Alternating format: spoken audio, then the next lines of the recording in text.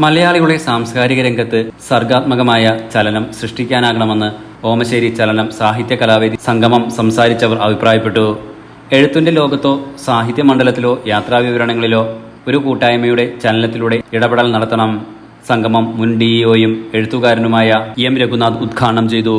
കലാകാരന്മാരുടെ സർഗാത്മക പ്രവർത്തനം മനസ്സുകൊണ്ടുള്ള ചലനമാണെന്ന് അദ്ദേഹം അഭിപ്രായപ്പെട്ടു. ആത്മീയമായ ഒരു സംതൃപ്തിയോടുകൂടി ഒരു കൂടിച്ചേരല്, ഒരു പോസിറ്റീവ് എനർജി, നമ്മൾ ഇന്നത്തെ ഭാഷയിൽ പറഞ്ഞാൽ ഒരു പോസിറ്റീവ് എനർജി കിട്ടിയിട്ടായിരിക്കും ഈ ഹാളിൽ നിന്ന് എല്ലാവരും പുറത്തേക്ക് പോവുക. അതിന് നമ്മുടെ കണ്ണി ചേർക്കുന്നത് തീർച്ചയായും നിങ്ങളുടെയൊക്കെ ഉള്ളിലുള്ള ഒരു സർഗാത്മകമായ ഒരു ഐക്യവും ഒരു ചേരമാണ്.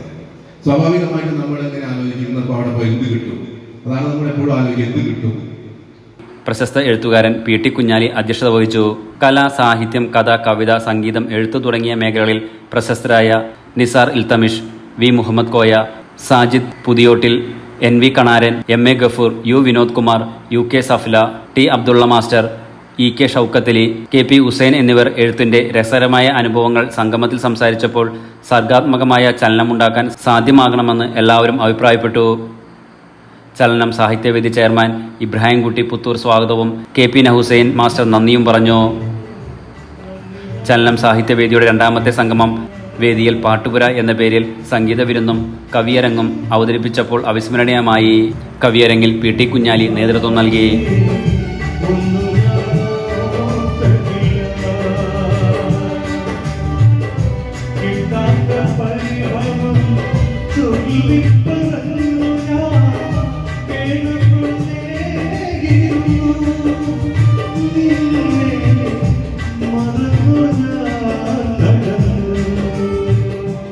Enlight News, Mukkam.